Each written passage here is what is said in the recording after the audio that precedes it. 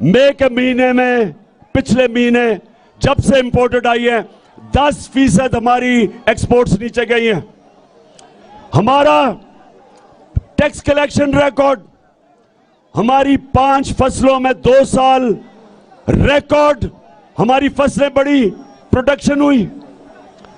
हमारी आईटी जो टेक्नोलॉजी, जो हमारा मुस्तकबिल है, उसमें हमने 75% इंक्रीज की, वो बढ़ी। तो मैं अब आपके सामने पूछता हूं कि ये गवर्नमेंट गिराई क्यों? जब ये नून लीग और पीपल्स पार्टी की गवर्नमेंट्स गिरती थी, करप्शन पे गिरती थी, करप्शन पे निकाली जाती थी।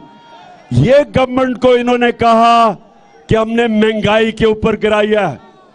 ये बिलावल भुट्टो मार्च, उसने कोई मार्च की इस्लामाबाद, महंगाई मार्च, तो वो महंगाई और ये 30 दिन में जो महंगाई हुई है, जो हमारे 3.5 साल में सारी कौम के सामने, ये महंगाई की वजह से गवर्नमेंट नहीं गिराई गई, ये गवर्नमेंट साजिश के तहत गिराई गई ताकि ये अमेरिका के पुतलों के ऊपर बैठाया जाए।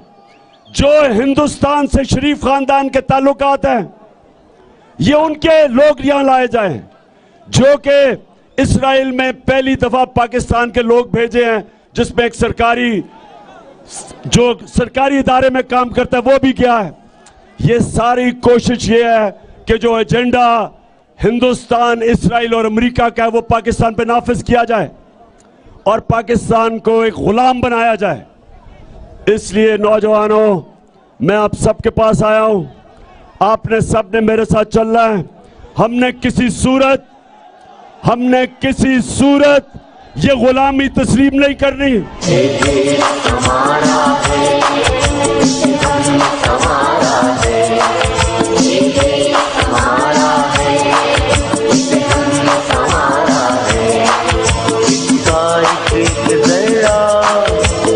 जान से प्यारा है, इसका एक जरा हमें जान से प्यारा है।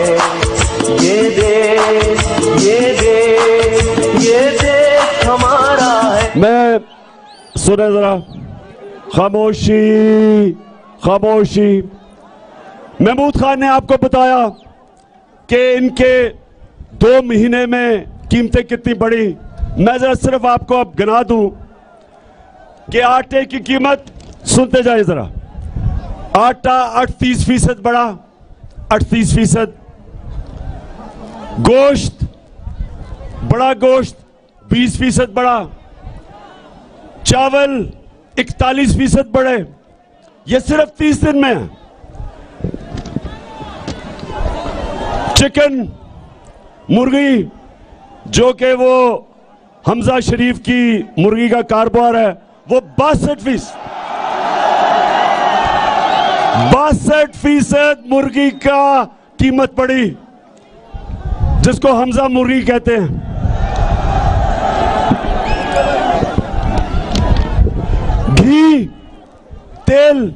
घी 50% बढ़ा।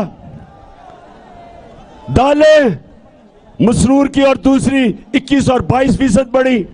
ये आम आदमी खाता है, ये आम आदमी के ऊपर बोझ पड़ रहा है। प्याज 30% कीमत बढ़ी, और अंडे, ये भी उसको फायदा हो रहा है हमजा शरीफ को, वो 24% बढ़े। तो मैं ये अच्छा सुने, अच्छा अभी शहबाज शरीफ आज आपने सुने तो से सुने,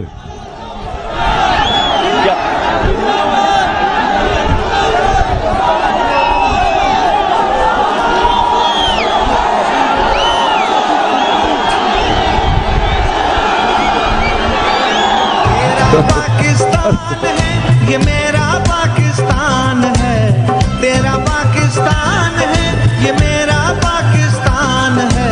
देखिए, पहले मैं शहबाज शरीफ की बात कर लूं। आजकल उसकी आपने शक्ल गौर से देखी है,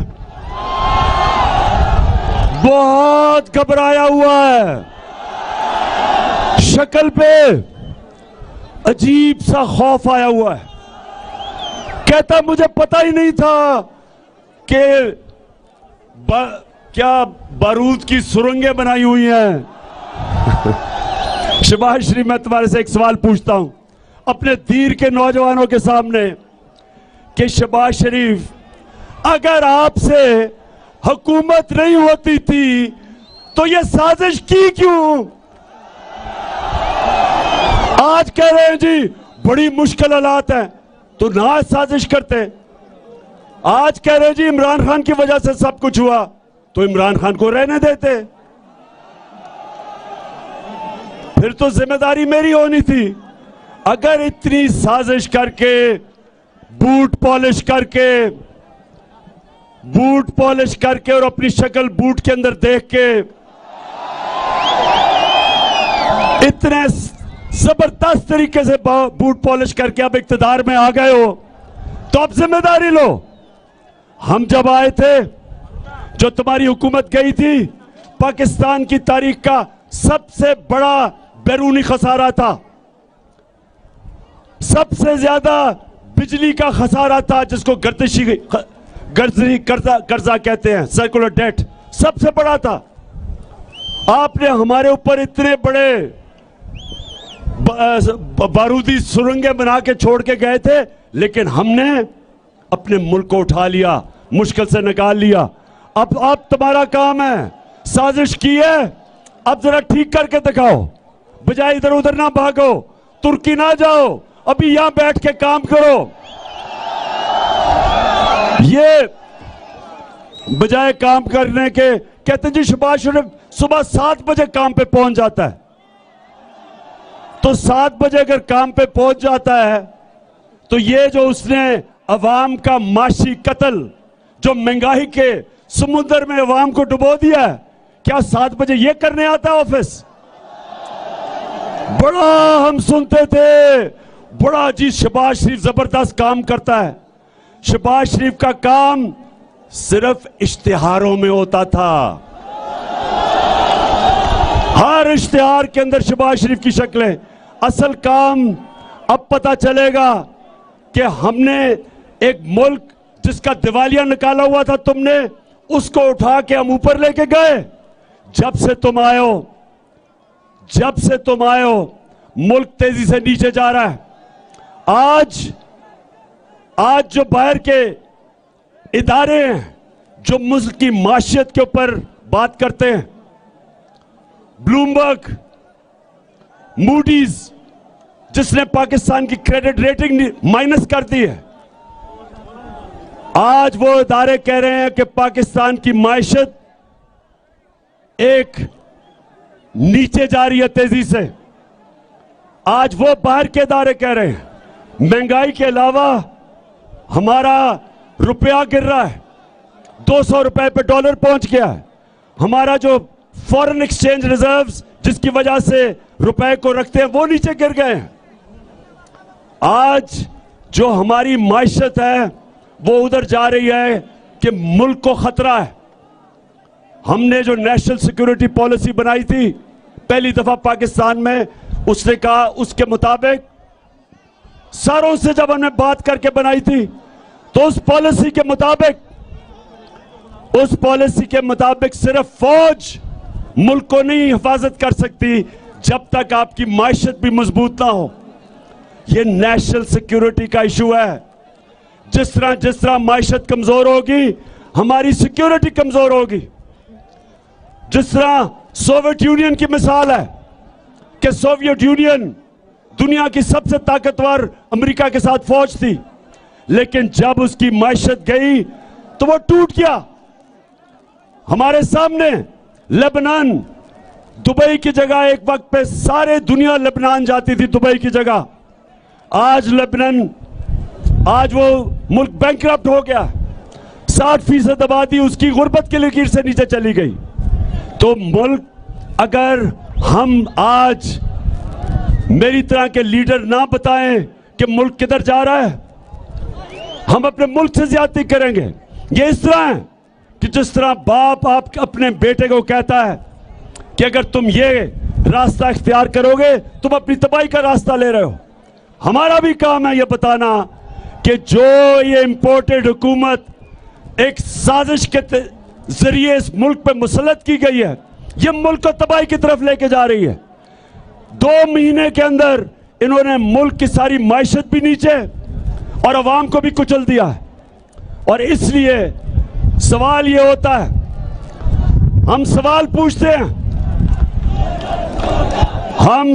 पूछते हैं अपने न्यूट्रल से कि आपका काम सिर्फ जब आपका काम मुल्क की दफा करना है और जब पता चला कि ये मरासला आया, अमरीकनों ने ये डोनाल्ड लू ने हमारे एम्बेसडर को खत लिखा और मीटिंग में नहीं, खत नहीं लिखा, मीटिंग में कहा कि इमरान खान को निकालो नहीं तो मुल्क को मुश्किलों का सामना करना पड़ेगा। और अगर तुमने इसको अदम एतमाद में निकाल दिया तो हम तुम्हें माफ कर देंगे। ये जब नेशनल सिक्योरिटी काउंसिल के अंदर रखा गया तो सारी हमारी क्यादत थी वहां, फॉरेन ऑफिस, अस्करी क्यादत, पॉलिटिकल क्यादत, सब बैठे थे। तो जब नेशनल सिक्योरिटी काउंसिल ने यह कह दिया कि मुदाखलत हुई है, बैरूनी मुदाखलत हुई है और अमेरिका की मजम्मत की गई, डिमार्च किया गया, तो फिर क्या हमारी जिनका काम है मुल्क की दिफा करना, क्या उनका काम नहीं था कि इस मुदाखलत के खिलाफ पूरी कोशिश करते, रोकते, बजाय न्यूट्रल रहने के? क्योंकि आज नुकसान तो पाकिस्तान को हो रहा है, आज हमारा मुल्क मुश्किल में है। ये साजिश के तहत जो हुकूमत आई है इसने हमारे मुल्क का मुस्तकबिल अंधेरे में कर दिया। और इसलिए एक ही रास्ता है, एक ही रास्ता इससे निकलने का, और वो है साफ और शफाफ इलेक्शन। कोई दूसरा रास्ता नहीं है। दीर, आप तैयार हो? इलेक्शन के लिए तैयार हो? सारा पाकिस्तान इलेक्शन के लिए तैयार है।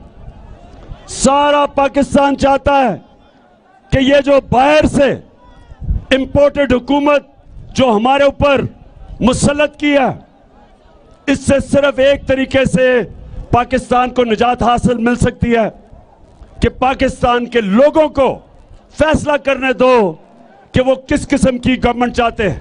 ये पाकिस्तान अवाम फैसला करे, ये वॉशिंगटन या इस्राइल में या हिंदुस्तान ये हमारा फैसला ना करे मुस्तकबिल का। हाथ खड़ा करके बताएं आप इसके साथ हैं।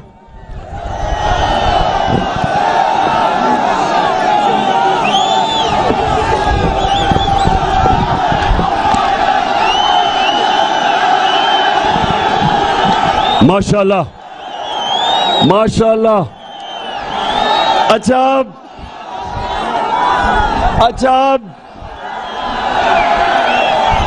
जी, सारी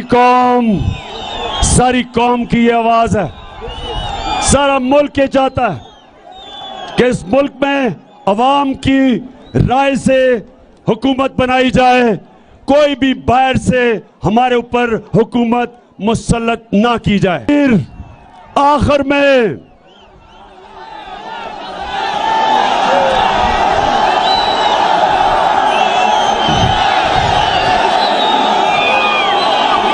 सुने, मेरी दीर के नौजवानों, मेरी कोशिश है कि मैं अपने नौजवानों की तरबियत भी करता जाऊं। दुनिया की तारीख सुने जरा, दुनिया की तारीख एक चीज बताती है, जो अल्लाह हमें कुरान में कहता है। अल्लाह कहता है मेरी जमीन पे निकल के देखो कितनी कौमें बर्बाद हुई, कितनी कौमें बर्बाद हुई जो मेरे हुक्म पे नहीं चली। अल्लाह का हुक्म है राय हक का, इंसाफ का।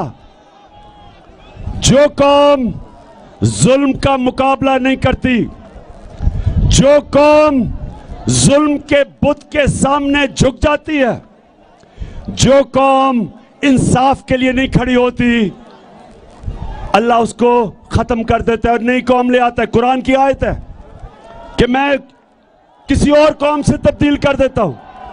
तो पाकिस्तानियों, ये याद रखें कि ये बड़ी मुश्किलों से पाकिस्तान मिला था हमें, लाखों जानों की कुर्बानियां थी, एक अजीम लीडर। हम खुशकिस्मत थे कि हमारे पास कायदे आजम जैसा लीडर था जिसने अपनी जान के ऊपर खेल के इस मुल्क को बनाया। हम बहुत खुशकिस्मत हैं। इसलिए इस कौम को बचाना हम सब की जिम्मेदारी है। इन चोरों और डाकुओं को जो मुसल्लत किया हमारे ऊपर, इनसे बचाना हम सब की जिम्मेदारी है। ये शहबाज शरीफ जो कहता था कि जी बड़ा काबिल आदमी है, आज पता चल गया कि ये सिर्फ एक वजह से इख्तिदार में आया था, अपनी चोरी बचाने के लिए, करप्शन बचाने के लिए। 16 अरब रुपए के नैब में केस थे, एफआईए में, और 8 अरब रुपए इसके और इसके बच्चों के नैब में केस थे। 24 अरब रुपए के करप्शन के केस थे। केस पूरे हो चुके थे, इसको सजा मिलनी थी। इसको जब ये प्राइम मिनिस्टर का हल्फ लिया, उस दिन इसको और इसके बेटे को, जो पंजाब का चीफ मिनिस्टर है, दोनों को एफआईए के केस में सजा होनी थी। इनकी पूरी कोशिश इख्तिदार में आने की वजह यह थी कि अपने करप्शन के केसेस से ये बचे। अब एफआईए के ऊपर बैठ गए और एफआईए के ऊपर इन्होंने तब्दीलियां की हैं, अपने ऑफिसर लेके आए हैं। शुक्र है कि सुप्रीम कोर्ट ने यह केस उठाया है और ये आज सारा पाकिस्तान देख रहा है कि क्या इस मुल्क में सिर्फ छोटा चोर जेल में जाएगा, क्या बड़ा डाकू इस मुल्क में हमारा इंसाफ का निजाम पकड़ सकता है या नहीं पकड़ सकता। अभी तक हमारा इंसाफ का निजाम सिर्फ छोटे चोरों को पकड़ता है, बड़े डाकू नहीं पकड़े जाते। और ये भी नबी ने कह दिया था सल्लल्लाहु अलैहि वसल्लम ने कि वो कौम नहीं चल सकती जो सिर्फ छोटे चोरों को जेलों में डालती है और ताकतवर को नहीं पकड़ सकती। ये एफआईए का केस और नैब का केस, इनका ऐसा केस था कि अगर अभी कोई ताकतवर ना होता तो बड़ी 1 साल पहले जेल में होता, क्योंकि इनके पास ताकत थी, इनके पास कनेक्शन थे। ये बच गए और बचने गए हैं और साजिश के तहत इनको लाया इसलिए गया है कि करप्ट लोग कभी स्टैंड नहीं ले सकते, अपने मुल्क के मुफादात के लिए नहीं खड़े हो सकते। और दूसरी काम ये कर रहे हैं, इलेक्शन कमीशन के साथ मिलके ये पूरे तैयारी कर रहे हैं अगर इलेक्शन धांधली से जीतने के लिए, क्योंकि अवाम के अंदर तो जब ये निकलते हैं तो 2 ही नारे होते हैं,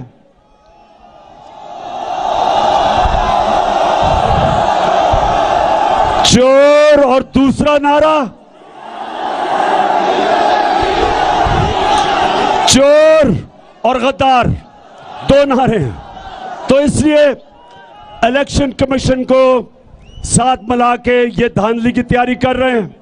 और तीसरी चीज, ये पूरा जुल्म, इन्होंने कभी भी, हमने ऐसा जुल्म नहीं देखा जो हमने 25 और 26 की रात के बीच में जो इन्होंने हमारे मुल्क में पुलिस को जिस बेदर्दी से इस्तेमाल किया, वहां औरतें थे, बच्चे थे, जिस तरह टीयर गैसिंग की, लोगों के घरों में रात को पुलिस से जा के जिस तरह औरतें और बच्चों, जिधर औरतें बच्चे थे उनकी भी फिक्र, चादर और 4 दीवारी की जिस तरह इन्होंने जिस तरह जुल्म किया, सारे पाकिस्तान ने देखा है।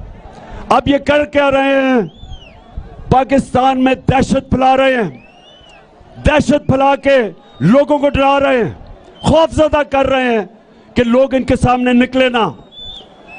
तो मेरे पाकिस्तानियों, मैं वो हमेशा, कल भी बताई, आज भी कहता हूं,